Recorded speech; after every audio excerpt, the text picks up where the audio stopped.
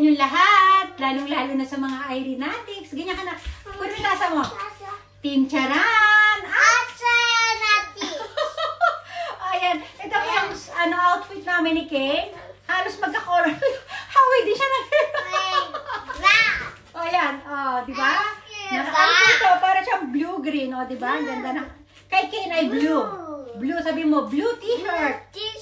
O, di ba? Hot water lang tayo in the morning. Water. Water, tasa. Yun daw yung tasa niya. Naku, laba. Papi. Nakailang take na kami po today. Ayan, wag na tayo gumawa ng reels, anak. Ito na lang, long form video na lang ito. Ayan, mananawagan lang po ako sa aking mga... Sa miyembro ng aking group chat. Alisin ko na kayo itong headband ko. Ayan, para lumabas yung ng hair natin. Ginaganyan po kasi yung para lumabas yung color ng hair. Ayan. Ayan. Tsaga. Pag nakaharap, parang hindi makita yung color. Ayan, ginaganyan po yan kasi. Ayan. Mama. Natagilid na lang tayo. Ayan, mananawagan ako sa ating anak mo talaga naman. Huwag ka nang sumabay. Mamaya na yan. Ayan. Na sa ating group chat, ang ipapanawagan ko po ay sana po magkaisa po ang lahat. Ayan. Magkaisa po tayo. Hindi lang sa panghuhuli ng mga lumulutang-lutang na nilalang dyan sa ating mga video o sa paghuhuli ng mga dyan, kundi anak ko kasi. Ayan. Kailangan din po natin magbigayan. Di ba? Mag-unawaan. Ang mga nagkakamali ay ating subaybayan, gabayan. Ayan, sa mga nagkakamali na aminado naman sila sa kanilang pagkakamali, wag na po natin sanang palakihin ito humingi na ng tawad, unawain na natin, di ba? Wala naman ng perfectong tao. Ayan. Tapos, ito pa ang gusto kong okay lang po magbibiruan tayo dyan. Pero ang ating biro po sana ay hindi natin na. Ayan, wala na tuloy ako kasi kanina pa ako ginagulo ng anak ko eh. Ayan, nasa na ba tayo? Ito, bumalik na nga tayo sa ating topic kanina. Ayan, ito po alam niyo po kasi dito, isa mo ng dito sa aking group chat, pag may talaga, pag nagkakaroon po talaga ng issue or hindi pagkakaunawaan, ay inaano ko po ito, inilalabas ko po ang panig ng bawat isa, katulad nung nakaraan, di ba? Basta may mga napanood naman na kayo. Ito po, talagang itong video na ito ay para po ito kay Manong Sutil at kay Jessa, yung si Jessa ng In the Ace natin, ayan.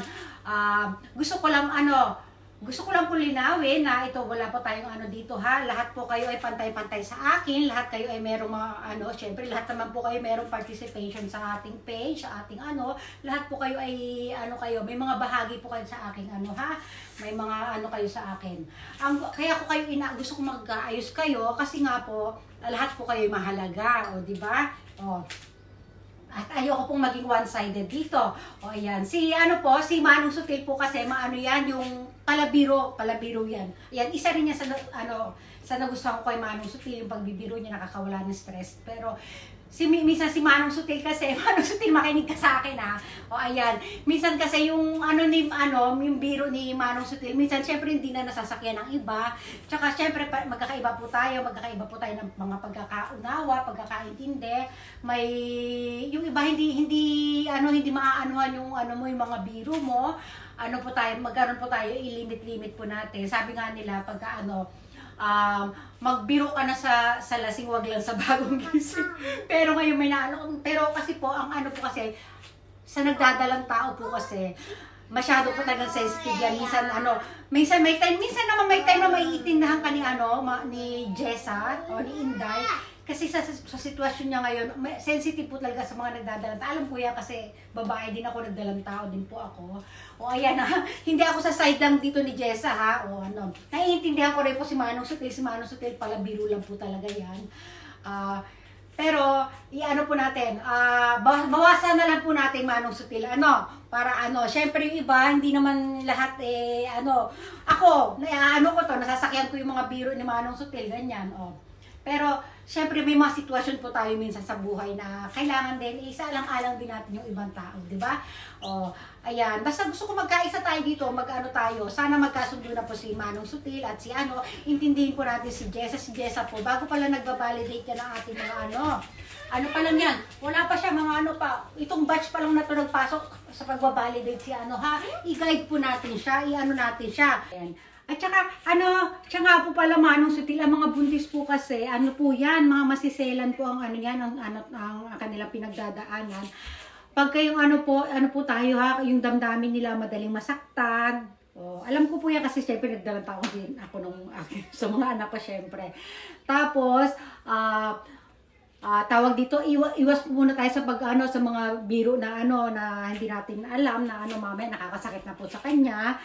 Hintayin po muna natin siya mga anak.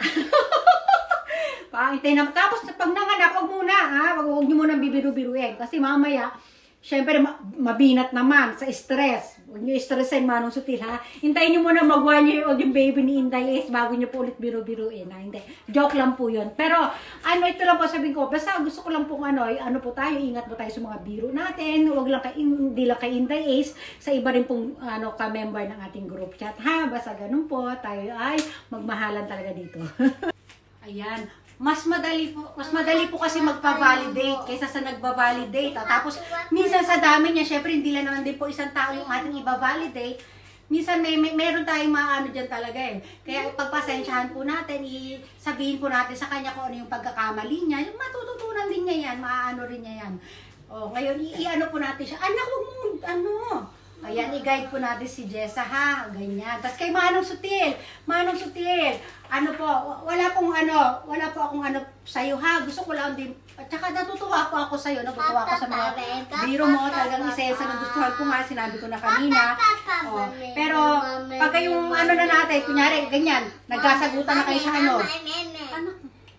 ayan, nakita mo na parang pumalag na, parang pakiramdaman natin, kunya parang parang hindi niya na nasasaktiyan yung ko. Na natin, ibahin na natin yung topic para hindi na po ito humaba pa or lumaki, di ba? Para gusto ko magkaisa kayo, kompleto kayo at syempre pag mababawasan kayo diyan, syempre din tayo, parang din tayo maapektuhan din tayo syempre, di ba? Parang hindi iba pa rin yung buo tayo, di ba? Kung sino-sino tayo nandiyan, yung laging mga active diyan. At talagang dapat nagkakaintindihan tayo, magbigayan,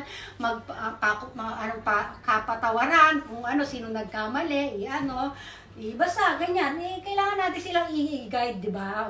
Para bigayan lang tayo, di ba? Tapos pag may nag-sorry naman tanggapin na natin. Tapos pag ginawa ulit, inulit-ulit, ngayon pa lang naman, di ba? Ngayon pa lang naman nangyari, natin yan.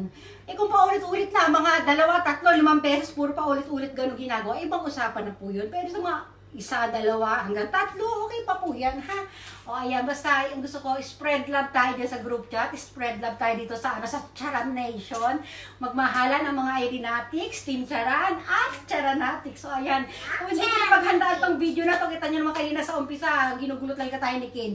Kanina bago ako mag-start ng video, dami kong iniisip, ganyan, dami kong yung pagtagpi-tagpi ng mga sasabihin. Wala. Kung ko to, hindi ko itutuloy itong video na to, mamaya baka lumipad na naman isip ko, hindi ko na naman maisip ko ano yung mga gusto kong sabihin.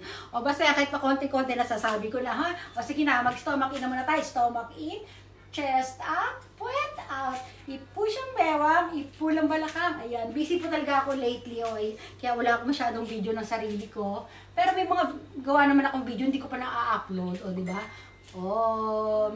Bye everyone!